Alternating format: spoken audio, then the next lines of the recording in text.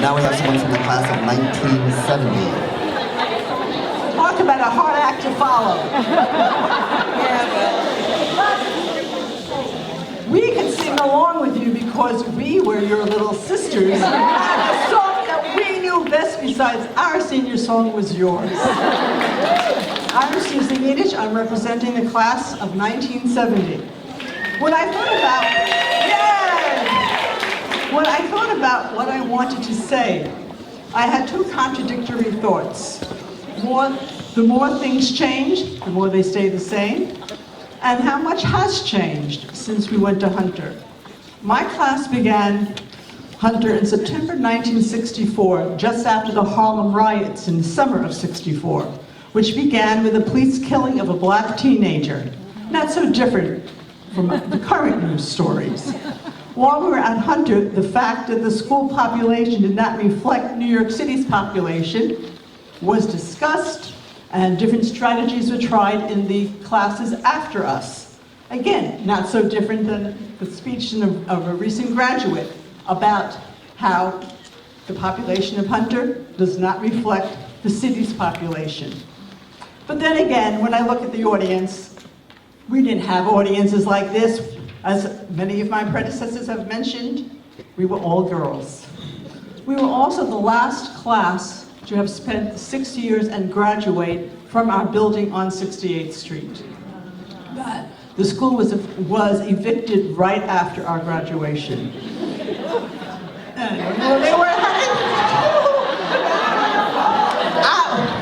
Our years at Hunter were tumultuous ones. In the background was always the Vietnam War. The Gulf of Tonkin Resolution was also passed the month before we started Hunter. This isn't that long, it's handwritten.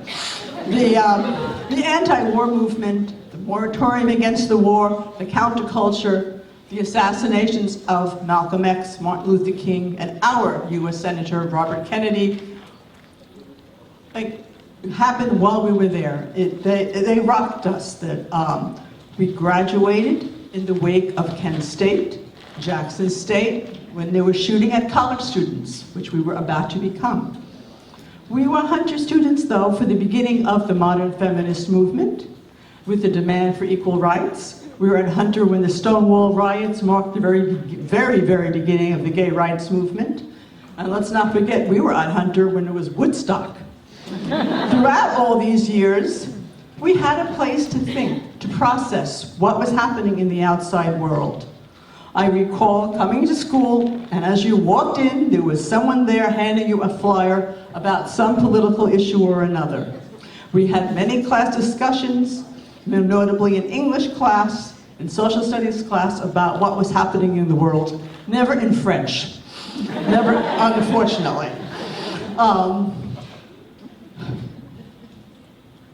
We also spoke among ourselves about these issues. And on a much smaller note, during our junior year, we were finally allowed to wear pants to school. And if you don't think that was important, just think what it was like to go on a snowy winter day in your skirt and pantyhose. Many of my class were among the first women at Yale, RPI, Union College. We became doctors, lawyers, college professors. We have editors. We even have a couple of rabbis in our class, artists, journalists, and at least one former CEO of an investment firm, a nurse, a major veterinarian who literally wrote the book on shelter medicine, a statistician, talented singers, and I could go on and on. But we also have a good number who didn't necessarily have careers, who just worked in different jobs. And we had many, many teachers. When I spoke with classmates about a reunion, a submission for our class report 15 and 20 years ago, I've been kind of working on our reunions for a long time, I would be told, oh, you're not interested in me. I didn't become a doctor or a lawyer. I didn't do anything special. And I would try to convince this woman that yes, all of our lives are special. But this time, when I with speaking with people, I heard more from Hunter made me who I am today. I don't know whether it's just age that we've come to realize what's more important rather than what we did, but who we are. Social media has also enabled us to continue our discussions, rekindled friendships, and our new friendships that began during our reunions and continue all the time. We've had many reunions in California, in Washington, D.C., and tomorrow, 75 of us are meeting for brunch in Morningside Heights. Our class has raised over $15,000 so far, and we're looking more for the school. I have always been proud to say that I went to Hunter College High School, and I think I speak that this is true of most of my class, that we hope that we all support free, excellent, public education. Thank you. Thank you very much. Next representative is from the class of 1975.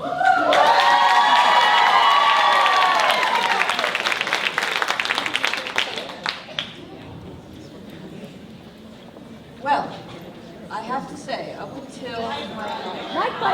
until about 5 minutes ago, I thought that we had the most immodest senior song. See, I was wrong. Simply proclaiming ourselves the sexy, sensational, sovereign, successful super seniors of 75 is clearly, barely scratching the surface.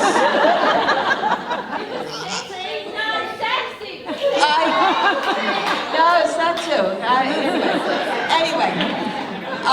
Anyway, I'm very pleased to represent us today. With our previous fearless leader, Deborah Kahn, who did the last 3 reunions, said she absolutely had no time, that she had negative 48 hours in the day this spring. She needed enough time for 3. She had enough on her plate for 3 or 4 people. She begged me to take it over, and it was just too embarrassing to let us put a note in the alum notes saying, anybody want to be our coordinator? So I said, okay, I'll take it. She said it would be a lot of work, and also very rewarding. She was totally correct. I have managed to track down 86% of our class. And I have half of them here today. And okay, you guys did great. I mean, you probably got more than me, but I was pretty proud of that, 68 out of 136. 2 are dead. I am sorry about that, but, I did everything but dig them up,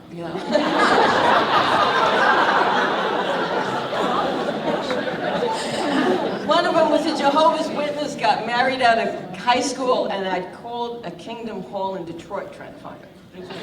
I tried. Okay. All right. So anyway, my class was unusual in multiple ways. One of which was hinted at when you last one said we were the last class to get out of to spend the whole time at 68th Street. We were the only class to spend up to 6 years at 466 Lexington Avenue. An office building in the shadow of Grand Central. And I'm sure the office building people absolutely hated us because they could not get in the elevator at 8:40 or at 2:15. And we had, these bizarre fire drills where we'd walk down two flights of stairs and stand in the hallway and stare at the walls. We had these hand-painted murals we put all over the walls. Especially, we all remember The Little Prince was the best one.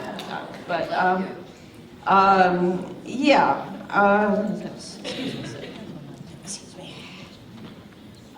We had Lamstons to play in, and Zum-Zums, Lamstons and Zum-Zums, and Grand Central Station for a living room, which, as one of my classmates helpfully pointed out, always smelled of pee. The living room always smelled of pee. All right. We were also one of the last all-female classes. And we got boys when we were in the 10th grade, and they were in the 7th grade, and I don't need to tell you that 10th grade girls have very little use for 7th grade boys, except as target practice. But it was a real pleasure to be in an all-girls school because we did not have to be self-conscious about what we wore to school or whether we outshone the boys or anything. We spent those formative years from 11 or 12 to 17 or 18 just learning how to be ourselves and intellectually developing, and it was great. I felt sorry for the people behind us that didn't get that, honestly. No disrespect meant to the males in the audience, okay? But it really was something special. The other thing that was wonderful, and this was true for all of you, I think, is that we spent 6 years not having to worry about being picked on for being smart. Right. Okay?